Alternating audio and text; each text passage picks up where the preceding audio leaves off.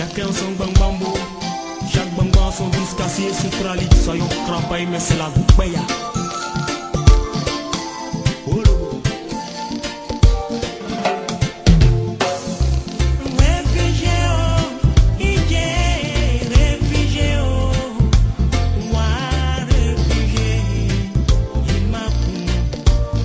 D'être venu à venir ici pour être aux côtés des journalistes, de mes confrères, et pour parler donc des droits et devoirs des réfugiés.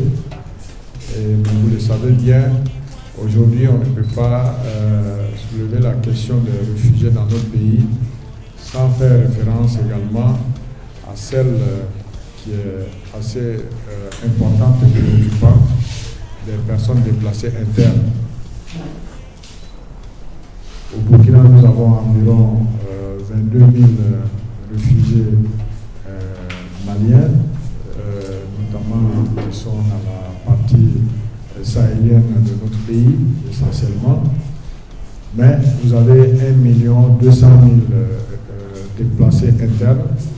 C'est énorme.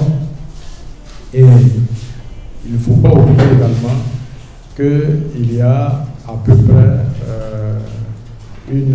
entre 10 et 20 000 réfugiés burkinabés dans d'autres pays de la sous-région. Oui, les Burkinabés ne le savent pas très souvent, mais nous avons en tout cas beaucoup de Burkinabés qui sont réfugiés au Mali à cause des mêmes raisons qui ont poussé les Maliens à être réfugiés ici. Donc beaucoup de Burkinabés, du fait donc de la situation que vit notre pays, dans la partie sahélienne du pays, dans la partie nord de notre pays, en tout cas tout au long de la frontière, de la bande frontalière avec le Mali et le Niger. Donc beaucoup de nos populations se réfugient de l'autre côté de la frontière, ça peut être du côté du Mali ou du côté du Niger, mais surtout du côté du Mali. Donc ils sont nombreux, jusqu'à Bamako même, il y en a. Et nous avons des centaines de Burkinabés qui sont réfugiés dans Bamako-ville. C'est important de le dire parce que les droits et les devoirs des réfugiés dont vous parlez, ce sont des droits et devoirs qui doivent s'appliquer à tous. Donc autant ils s'appliquent ici à des étrangers qui sont maliens pour la plupart, pour ceux qui sont notamment à Koulogo, autant ça s'applique aussi aux Burkinabés qui sont donc de l'autre côté. C'est important de le savoir, mais comme on le dit, le plus important, c'est de créer une dynamique d'accueil qui permette donc de faire en sorte que les réfugiés que nous avons sur notre territoire soient des faiseurs de paix, des contributeurs à la paix, et soit des personnes qui aient un esprit de collaboration avec nos populations, avec nos forces de défense et de sécurité, de sorte que ce qui les a fait fuir de chez eux, que cette situation ou ce phénomène ne les rattrape pas là où ils sont. Parce que, comme je leur ai souvent dit, s'ils ne contribuent pas à la paix, ce qui les a fait fuir ailleurs, ou dans leur terroir, de leur village, de leur pays, ça va les rattraper et ça va les amener à encore fuir, et ainsi de suite. Ils seront toujours des personnes sans pays, sans domicile fixe. Donc, les réfugiés, partout où ils sont, non seulement ils doivent se conformer aux lois du pays, ils doivent avoir un esprit de collaboration, un esprit donc de contribution à la paix, un esprit donc en tout cas de solidarité. Et cette solidarité est d'abord manifestée par les populations d'accueil, et c'est l'occasion donc de dire merci aux populations qui sont d'abord les premières personnes qui accueillent les réfugiés, avant que les services de l'État et les partenaires techniques et financiers prennent donc le relais. Donc ces populations qui accueillent ces réfugiés sont à saluer et on doit pouvoir leur dire merci pour les efforts qu'ils font pour intégrer donc, les réfugiés dans leur terroir, dans leur village et dans leur province. Et le ministère des Affaires étrangères et le gouvernement d'une manière générale a des obligations au niveau international vis-à-vis des réfugiés et chaque fois nous faisons les efforts qu'il faut pour que ces obligations-là soient tenues. Mais on le dit souvent qu'en retour, il faut donc que les réfugiés puissent nous faciliter la tâche. C'est juste passer ici pour vous saluer et dire merci à la gouverneure pour l'accueil que vous avez réservé donc à nos équipes, vous et tous vos services.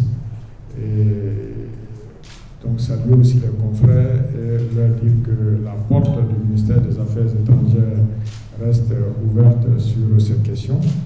Et relever aussi que même si nous nous occupons principalement sur le plan administratif des réfugiés, nous avons indirectement en charge les personnes déplacées internes sur le plan de la coopération, puisque, comme vous le savez, beaucoup de partenaires techniques et financiers interviennent dans l'appui au gouvernement pour la prise en charge donc, des personnes déplacées internes. Et donc, quand on parle de l'appui des partenaires techniques et financiers, donc on parle de coopération, et donc du ministère des Affaires étrangères, la coopération des groupes de l'extérieur et de l'intégration africaine. Donc voilà ce que je voulais vous dire et vous souhaiter des débats fructueux. Vous pouvez donc bien comprendre donc, la situation en termes de droits et de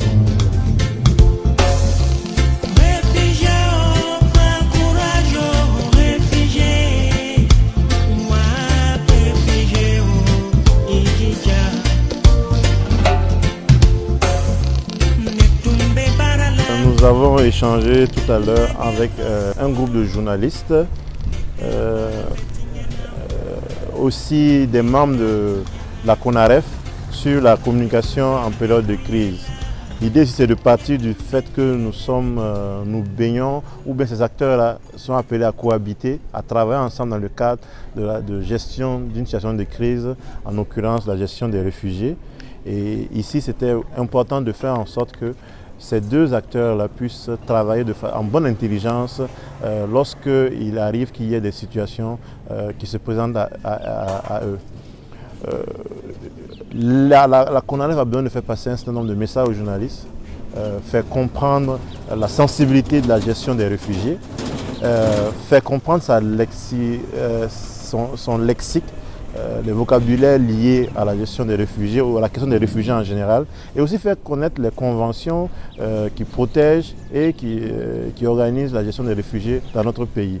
Ce sont des lois qui sont nationales puisque ratifiées par notre État. Donc il est important de faire en sorte que ceux qui traitent l'information dans cette période-là puissent aider ou accompagner tout au moins ceux qui gèrent les réfugiés à ne pas relayer un certain nombre de messages qui peuvent à la limite poser des difficultés à notre État, Burkina Faso. Donc c'était travailler à créer aussi une passerelle entre les membres de la CONAREF et les journalistes qui sont amenés à traiter les questions des réfugiés.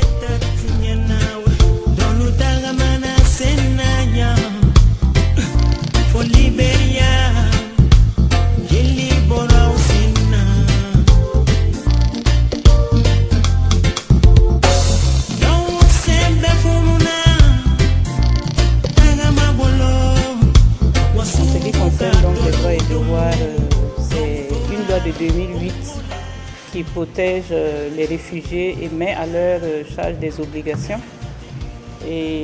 Mais on ne peut pas parler de la loi nationale de façon isolée parce qu'elle émane d'autres instruments au niveau africain ou bien au niveau international. Et donc, au cours de l'exposé, je me suis beaucoup appesantie sur la Déclaration universelle des droits de l'homme, parce que lorsqu'on parle de droits et devoirs, c'est le texte de référence au niveau international. Quand bien même elle n'est pas une convention que les États sont appelés à ratifier en tant que telle, mais c'est un texte qui a une valeur morale très forte. Et donc les journalistes ont été entretenus sur les valeurs de la Déclaration universelle des droits de l'homme en ce qui concerne les droits et les devoirs. Parce que tout être humain a droit à un minimum pour assurer son bien-être. Et de ce fait, le réfugié qui appartient à la famille humaine est concerné par les principes d'égalité, de non-discrimination et de dignité humaine que pose la Déclaration universelle des droits de l'homme. Et comme je dis, la loi nationale émane d'autres normes qui lui sont supérieures. Il y a la Constitution du Burkina. Et lorsque la Constitution du Burkina dit qu'elle souscrit à la Déclaration universelle des droits de l'homme, ça veut dire tout simplement que cette Constitution-là garantit des droits et des devoirs aux êtres humains du fait que simplement ils appartiennent à la famille humaine. Donc la Constitution a été évoquée et dans le vif du sujet, c'est la loi de 2008 parce que c'est elle qui liste les droits et les devoirs des réfugiés. Et ce n'est pas une liste exhaustive parce que la loi elle-même dit notamment. Ça veut dire que c'est c'est peut-être à titre indicatif, parce que l'être humain, il a besoin de plus de droits que ça pour son bien-être. Mais on a parlé des droits, et parmi ces droits, il y en a qui sont reconnus sans autre forme de procès. Il n'y a pas de conditions à proprement parler. C'est le droit à l'éducation, le droit à la santé, le droit au logement, la liberté d'aller et de venir. C'est des droits que les réfugiés se voient reconnaître par la loi de 2008. Mais il y a d'autres droits aussi qui sont soumis à des conditions pour que le réfugié puisse jouir de ces droits-là. Il faut que il remplisse certaines conditions. Et ça, c'est par exemple le droit, la liberté de former des associations. On reconnaît aux réfugiés cette liberté de former des associations, mais il y a des conditions. Il faut que les activités menées ne soient pas à caractère politique. Il faut que ces activités ne soient pas subversives, c'est-à-dire des activités qui sont dirigées contre l'État du Burkina qui les accueille, ou bien son État d'origine, là d'où il a quitté pour venir au Burkina. Il ne doit pas mener à travers des associations, des activités qui nuisent à cet État-là ou à tout autre État d'ailleurs. Donc voilà. Ça, c'est quelques devoirs. Et en ce qui concerne les demandeurs d'asile, ils ont besoin aussi d'être protégés parce qu'ils sont dans une situation où ils ont quitté un pays, donc ça veut dire qu'ils n'y sont plus, et ils rentrent au Burkina et ils demandent que le Burkina les accepte. Donc, pendant cette période transitoire, il faut très bien qu'ils soient protégés. Et la loi de 2008 les protège avec son décret d'application de 2011. Il y a des dispositions qui protègent aussi ceux qui sont dans cette situation transitoire, à savoir les requérants d'asile. On a évoqué les mécanismes de protection des réfugiés au niveau international, notamment le système onusien de protection des droits. J'ai pris quelques exemples pour illustrer, parce que, par exemple, le Conseil des droits de l'homme, qui est l'organe principal de l'ONU en matière de promotion et de respect des droits humains, ce Conseil-là a des mécanismes qui, lorsqu'ils sont appliqués, contribuent à assurer la protection des droits des réfugiés. Et là, le focus a été mis sur l'examen périodique universel du Conseil des droits de l'homme, sur la surveillance par les organes de traité de l'application par les États de leurs obligations, parce que lorsque les États ratifient des conventions, ils sont obligés de les mettre en œuvre. Et les mettre en œuvre, ça veut dire qu'ils prennent des mesures au niveau national, que ce soit des mesures législatives, que ce soit des mesures administratives, etc., pour traduire en réalité concrète les dispositions de ces conventions. Donc ça aussi, c'est des mécanismes qui permettent de veiller au respect du droit des réfugiés. Et à ce titre, des exemples ont été pris, dont notamment la convention qui est relative aux droits de l'enfant. Et cette convention-là prévoit des dispositions qui sont spécifiques à l'enfant réfugié. Et dès lors que le Burkina a ratifié cette convention, ça veut dire qu'il doit prendre des mesures pour que l'enfant réfugié puisse jouir des droits et devoirs que la loi de 2008 prévoit. Et la conférence s'est terminée par un appel adressé aux journalistes qui sont vraiment une composante importante de notre société. Ils ont cette lourde responsabilité de donner l'information, la bonne information, la vraie information sur les réfugiés aux populations. Parce que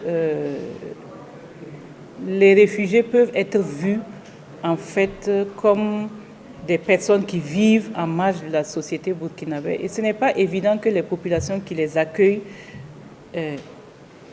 sachent même que ce sont des êtres humains qui ont un minimum de droits, je dirais même pas un minimum, qui ont des droits humains et que les populations accueillantes, par exemple, doivent respecter. Donc le journaliste a cette lourde tâche-là de donner l'information à la population. Parce que souvent, les violations de droits des réfugiés sont dues au fait que ceux qui en sont les auteurs, en fait, ignorent que les réfugiés ont des droits. Et la tâche du journaliste, c'est de travailler à faire connaître ces droits-là aux populations pour éviter que ces droits, ils ne soient portés atteinte à ces droits, de façon à ce que les textes qui protègent les réfugiés soient respectés au mieux au Burkina. Nous disons merci à Madame Poussi qui nous a présenté donc un résumé assez succinct de sa communication. Communication qui, comme vous le savez, nous a ramené à la dimension nationale, donc la question des droits et devoirs des réfugiés. Nous allons à présent demander à notre premier communicateur du jour, M. Éric Zungrana, de bien vouloir s'approcher pour pouvoir nous donner l'essence de sa communication qui a porté sur la convention donc, de 51 et son protocole additionnel sur le statut des réfugiés.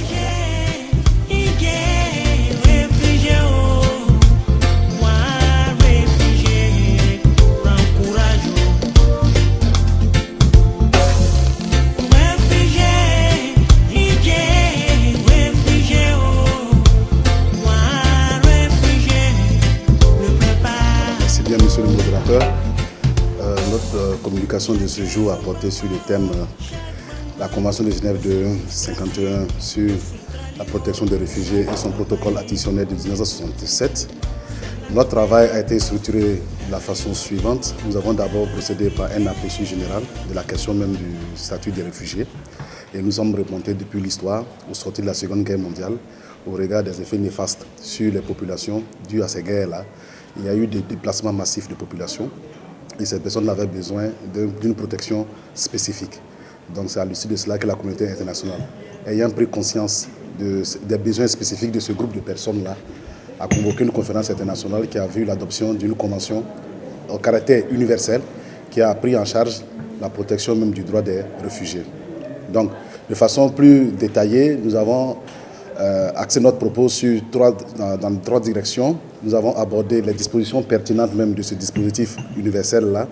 Nous avons abordé aussi la question spécifique des réfugiés au niveau régional, notamment africain.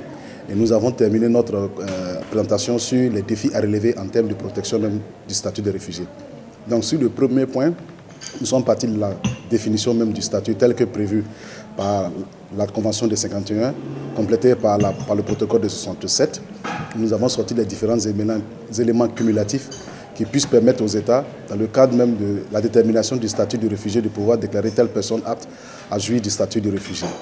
Donc nous avons abordé les différentes dispositions qui ont trait à la protection du statut de réfugié, notamment les grands principes énoncés, notamment le principe du non-refoulement, le principe de la non-discrimination fondée sur la race, la religion et l'origine. Et à cette occasion-là, nous avons montré qu'il y a des obligations ou bien des responsabilités qui pèsent sur les États partis ayant ratifié ces instruments internationaux-là. Et il appartenait aux États de créer le cadre d'épanouissement de ces réfugiés-là en leur reconnaissant les droits à minima, quitte à ce que maintenant ces États-là puissent proposer, dans le cadre de la législation nationale, des dispositions beaucoup plus favorables aux réfugiés. Donc ça, c'est pour ce qui concerne la question au niveau universel. Maintenant, au niveau africain, il faut dire que les chefs d'État au sein de l'Organisation de l'Unité africaine, devenue maintenant l'Union africaine, ont adopté la convention du 22 octobre 1969 qui traite des questions propres liées aux réfugiés en Afrique. Donc à l'occasion, nous avons vu la définition qui a été faite au niveau de cet instrument-là africain, où il y a de nouvelles notions telles que l'occupation par les forces étrangères, les annexions et autres des territoires, qui reflètent plus ou moins le contexte particulier d'adoption même de cet instrument-là. Parce que vous n'êtes pas sans savoir que ce contexte-là était marqué surtout par la volonté des chefs d'État africains de ne pas souffrir certainement du dictat des ex-nations impératrices, notamment, ou bien des ex-nations coloniales. Voilà, donc, parce que ces pays-là, dans leur vision, avaient pu développer aussi souvent des guérillas, des rébellions qui ont conduit à des exodes massifs de population en Afrique. Donc ces questions-là ont pu être prises en compte dans le cadre africain. L'Europe n'en souffrait plus, mais l'Afrique en souffrait et en souffre toujours. Donc nous avons terminé notre propos en termes de défis à relever en matière de protection des réfugiés. Et nous avons axé notre présentation sur la question même de la prévention. L'objectif étant que personne ne désire être réfugié. Comment faire pour adresser cette problématique-là, afin que nous ayons un monde débarrassé de réfugiés et que chaque être humain puisse vivre dans sa dignité, dans son lieu de résidence qu'il aurait choisi en toute connaissance de cause et selon ses aspirations profondes. Donc, à ce niveau-là, nous avons demandé qu'il y ait de la prévention et que le monde aille vers un meilleur respect des droits humains, un monde moins déséquilibré en matière d'opportunités de vie meilleure. Et en ce moment, nos États seront beaucoup plus stables et il y aura beaucoup moins de personnes qui puissent fuir des conditions souvent difficiles, notamment en matière de violations massives des droits de l'homme et souvent en matière même du manque d'opportunités au sein de leur pays. Voilà. Donc, pour résumer, voici un peu les différents axes qui ont marqué notre intervention. Et en ayant un public cible tel que les journalistes et les hommes des médias, nous avons demandé que ces personnes-là soient les relais au sein des populations pour dire que ces personnes qui vivent malgré elles parmi nous doivent voir leurs droits respectés au maximum et que même la Constitution du Burkina Faso, qui a implémenté ou bien qui a reçu les conventions internationales là, reconnaissent un traitement digne, égal à celui des ressortissants de pays d'accueil. Donc c'est faire le plaidoyer auprès des populations pour dire que ces personnes-là doivent vivre tant que les conditions qui ont amené leur départ de leur pays n'ont pas cessé de les recevoir, quitte à ce qu'il y ait la cessation de ces raisons-là pour que ces personnes retournent dans leur pays respectif.